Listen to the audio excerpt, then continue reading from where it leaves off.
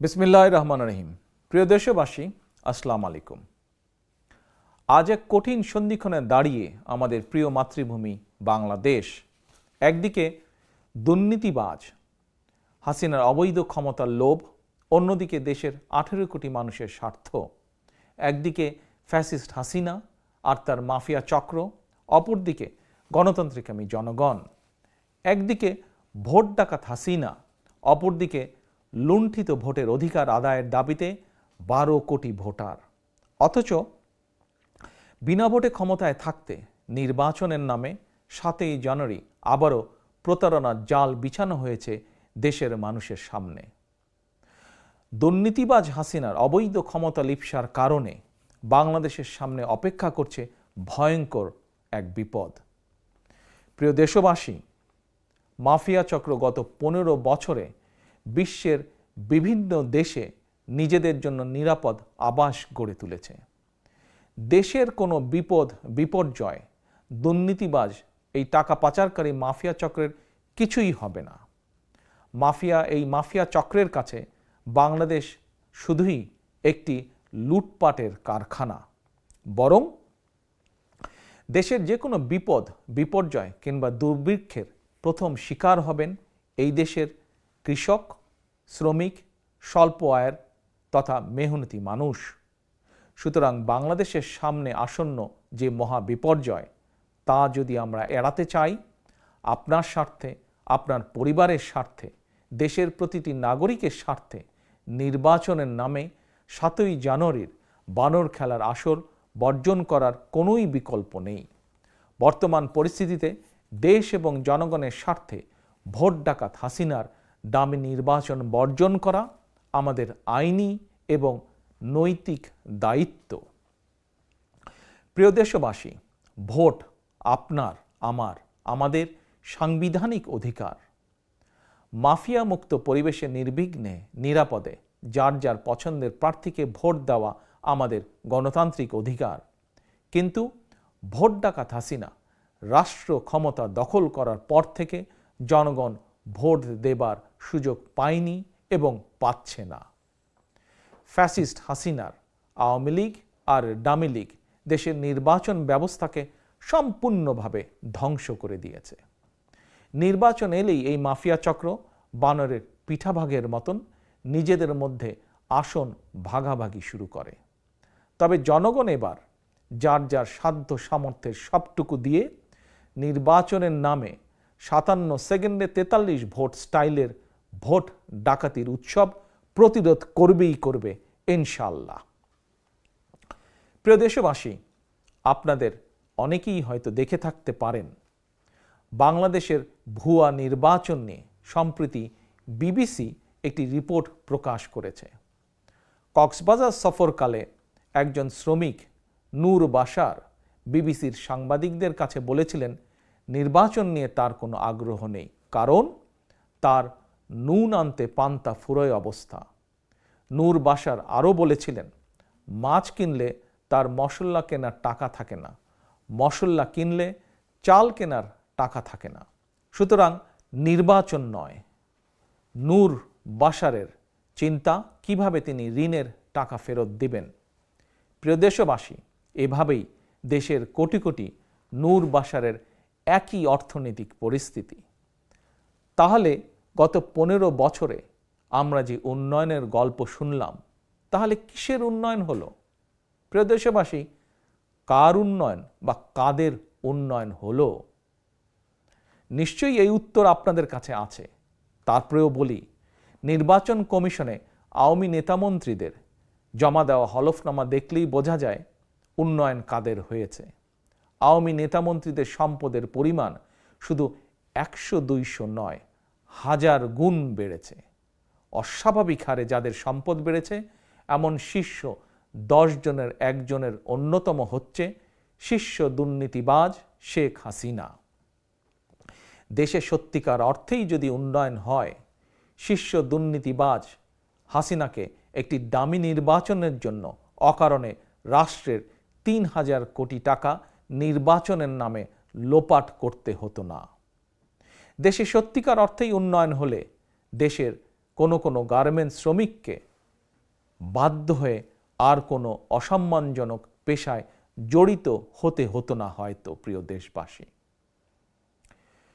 দেশবাসী, 7ই জানুয়ারির ডামি নির্বাচনের ভোট বর্জন এবং ঘোষিত চলমান ও অসহযোগ আন্দোলনের সমর্থনে বিএনপি এবং গণতন্ত্রের পক্ষের আরও ৬২টি রাজনৈতিক দলের পক্ষ থেকে আজ 6ই জানুয়ারি শনিবার সকাল 6টা থেকে 48 ঘন্টার হরতাল কর্মসূচি শুরু হয়েছে।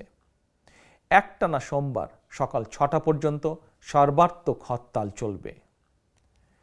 প্রিয় দেশবাসী, 90-এর স্বৈরাচার বিরোধী আন্দোলন থেকে শুরু করে আজ পর্যন্ত বিএনপি যত রাজনৈতিক কর্মসূচি পালন করেছে, প্রতিটি রাজনৈতিক কর্মসূচি সফল হয়েছে জনগণের সমর্থনে, জনগণের সহযোগিতায়। কারণ বিএনপি বিশ্বাস করে জনগণই বিএনপির সকল রাজনৈতিক ক্ষমতার উৎস।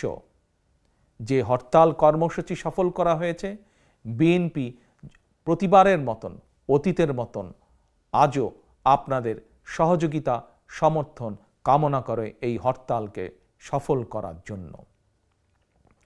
গণতান্ত্রিকামী জনগণ এখন আর মাফিয়া চক্রের হামলা কিংবা মামলা কিংবা কারাগারের ভয় ভীত নয়।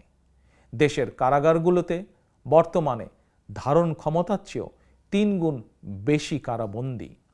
কারাগারের ভেতর এমন এক অমানবিক পরিস্থিতির মধ্যে থাকার পরও নগদ টাকা কিংবা কারামুক্তির লোভ দেখেও 2-1টি বেঈমান মোনাফেক ছাড়া ভোট ডাকাত হাসিনা কাউকেই ডামি নির্বাচনের প্রস্তাবে রাজি করাতে পারেনি। মাফিয়া চক্রের প্রধান হাসিনার কুপ্রস্তাব যারা ঘৃণাভরে প্রত্যাখ্যান করেছেন, গণতন্ত্রকামী জনগণের পক্ষ থেকে আমি তাদেরকে জানাই বিরচিত অভিনন্দন। প্রিয় দেশবাসী, আমি আগেও বলেছি, ভোট ডাকাত শেখ হাসিনাকে রাষ্ট্রীয় ক্ষমতার বাইরে রেখে নির্বাচনকালীন নিরপেক্ষ সরকারের অধীনে জাতীয় নির্বাচন হতে হবে। ক্ষমতালোভী দুর্নীতিবাজ হাসিনার অধীনে কখনোই সুষ্ঠু নির্বাচন সম্ভব নয়। এরই ভেতর বেশ কয়েকজন ডামি প্রার্থী 7ই জানুয়ারির বানর খেলার আসর থেকে নিজেদের প্রত্যাহার করে নিয়েছেন। লোভ বা লাভের আশায় এখনও যারা নিজেদেরকে ডামি মানব হিসাবে ভোট ডাকাত হাসিনার খায়েশ পূরণের হাতিয়ারে পরিণত করে রেখেছেন, আপনাদের প্রতি আহ্বান, এখনও সময় আছে। ডামি নির্বাচন বর্জন করুন, দেশের মানুষ আপনাদেরকে ক্ষমা করে দেবে। তরুণ প্রজন্মের প্রিয় ভাই ও বোনেরা, দেশে 12 কোটি ভোটারের মধ্যে গত 15 বছরে ভোটের তালিকায় প্রায় 3 কোটি নতুন ভোটার যুক্ত হয়েছে। নতুন ভোটার হলেও এই তরুণ প্রজন্ম ভোট ডাকাত হাসিনার অধীনে অনুষ্ঠিত একটি জাতীয় নির্বাচন বা লোকাল নির্বাচনে ভোট দেবার সুযোগ পায়নি। ফ্যাসিস্ট হাসিনা ক্ষমতায় থাকলে এই তরুণ প্রজন্ম কখনোই নির্ভয় নিরাপদে ভোটের অধিকার প্রয়োগের সুযোগ পাবে না।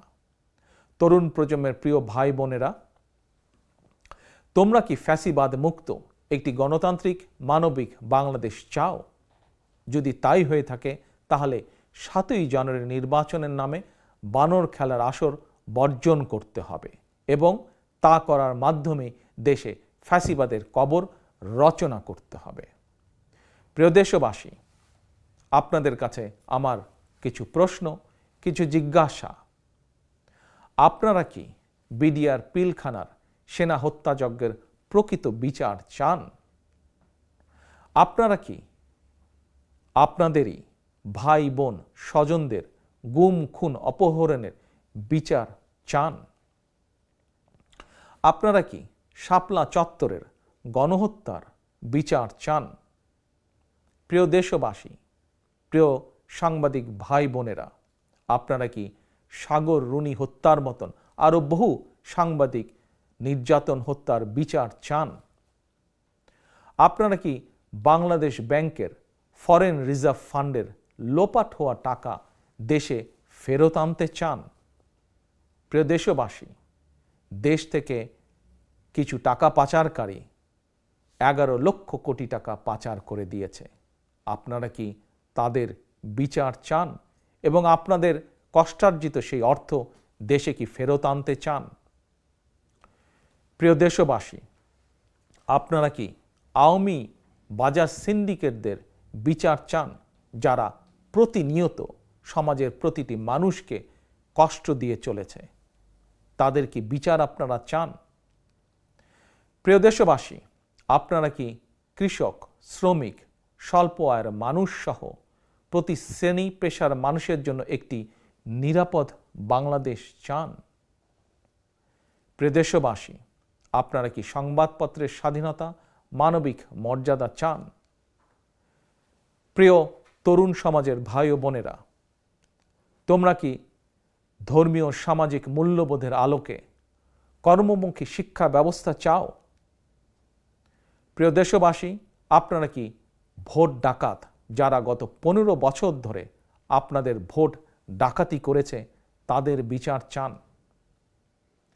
প্রিয় দেশবাসী, আপনাদের প্রতি আমার জিজ্ঞাসা, আপনারা কি প্রতিবেশী একটি দেশের আধিপত্যবাদ মুক্ত স্বাধীন সার্বভৌম বাংলাদেশ চান? সর্বোপরি, আমরা কি জনগণের ভোটে জনগণের কাছে জবাবদিহিতামূলক একটি সরকার প্রতিষ্ঠা করতে চাই? যদি তাই হয়ে থাকে তাহলে আসুন আমরা দুদিনের সর্বাত্মক হরতাল সফল করি। আসুন আমরা সবাই মিলে 7ই জানুয়ারির ভোট বর্জন করি। আসুন আমরা আওয়াজ তুলি, 7ই জানুয়ারির ভোট থেকে বর্জন করি, 7ই জানুয়ারি ভোট কেন্দ্রে যাওয়া থেকে বিরত থাকি। 7ই জানুয়ারি সারাদিন পরিবারকে সময় দিন। আপনি আপনার পরিবার, স্বজন, বন্ধুবান্ধব, পরিচিত জন এবং প্রতিবেশীদেরকেও ভোটের নামে বানর খেলার আসর বর্জন এবং ভোট কেন্দ্রে যাওয়া থেকে বিরত থাকতে উৎসাহিত করুন। প্রিয় দেশবাসী, জনগণ ভোট ডাকাত হাসিনার ডামি নির্বাচন বর্জন করায় আওয়ামী লীগ এখন ডামি প্রার্থীর মতন যে কোনো মূল্যে ভোট কেন্দ্রে ভোটার সংখ্যা বাড়াতে ডামি ভোটার জোগাড় করার জন্য দলীয় সন্ত্রাসীদের পাশাপাশি আইন শৃঙ্খলা বাহিনীর সদস্যদেরকেও মাঠে নামিয়েছে। মানুষকে ভোট কেন্দ্রে যেতে বাধ্য করার জন্য সন্ত্রাসীরা সাধারণ মানুষকে হুমকি ধামকি দিচ্ছে। এমনকি ভোট না দিলে বিদ্যুৎ, পানি, গ্যাস সংযোগ বন্ধ করে দেওয়ারও হুমকি দেওয়া হচ্ছে। পাশাপাশি সরকারি চাকরিজীবী, বেসরকারি ও স্বায়ত্তশাসিত প্রতিষ্ঠানের কর্মকর্তা, কর্মচারী, আইন শৃঙ্খলা বাহিনীর সদস্য, আনসার, ভিডিবি সহ লক্ষ লক্ষ সদস্যদেরকে বাধ্যতামূলকভাবে ভোট প্রদানের জন্য বেআইনিভাবে সরকারি নির্দেশ জারি করা হয়েছে। এমনকি ভোট কেন্দ্রে যেতে বাধ্য করতে বিভিন্ন রাষ্ট্রীয় ভাতা কার্ডধারী মানুষের ভাতা কার্ডও জব্দ করা হয়েছে। তবে প্রতারণার মাধ্যমে ভোটার সংখ্যা বাড়ানোর এই অপকৌশল ইতিমধ্যেই দেশে বিদেশে সবার কাছেই স্পষ্ট হয়ে পড়েছে। সরকারি আদেশ জারি করে কিংবা হুমকি ধামকি দিয়ে মানুষকে ভোট কেন্দ্রে নিয়ে যেতে বাধ্য করা আইনত দণ্ডনীয় অপরাধ। প্রিয় দেশবাসী, দেশের গণতান্ত্রিকামী জনগণ এবং বিশ্বের গণতান্ত্রিক শক্তি বাংলাদেশের বিরোধী দলগুলোর চলমান ন্যায্য দাবির সঙ্গে নৈতিকভাবে একাত্ম। অপরদিকে মাফিয়া চক্রের উপর ভর করে মাফিয়া সরকার ক্ষমতা ধরে রাখলেও দেশে বিদেশে তাদের অবস্থান নড়বড়ে।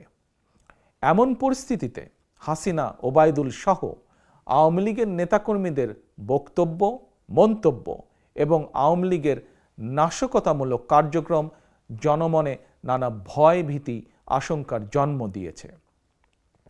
জনগণের আন্দোলনকে বিতর্কিত করতে মাফিয়া সরকার নিজেরাই বাসে কিংবা ট্রেনে আগুন দিয়ে কিংবা নিজেরাই নিজেদের ট্রাক, লাঙ্গল, ঈগল প্রার্থীদেরকে গুপ্ত হত্যা করে দেশে একটি অরাজক পরিস্থিতি সৃষ্টির অপচেষ্টায় লিপ্ত, যা তারা অতীতেও বহুবার করেছে।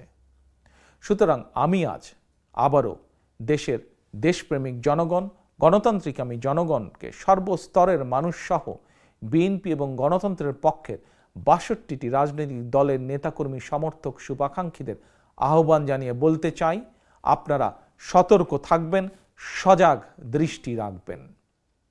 প্রিয় দেশবাসী, আমি বারবার একটি কথা বলেছি, দেশে বর্তমানে যে সংকট বিরাজমান এটি শুধু বিএনপির একক বা একার সংকট নয়। যারা রাজনীতি করছেন কিংবা যারা রাজনীতি করছেন না, আপনারা কিন্তু কেউই বিপদমুক্ত নন। Mother of democracy Begum Khaleda জিয়ার বিরুদ্ধে বানায়ট মামলায় ফরমাইশি কারাদণ্ডের বিষয়টিও বিচ্ছিন্ন করে দেখার কোনোই সুযোগ নেই। স্বাধীনতা প্রিয় দেশপ্রেমিক জনগণ বিশ্বাস করে দেশে তাবেদারি শাসন প্রতিষ্ঠার সুদূর প্রসারী ষড়যন্ত্রের অংশ হিসেবেই দেশনেত্রীর বিরুদ্ধে এই জেল, এই জুলুম।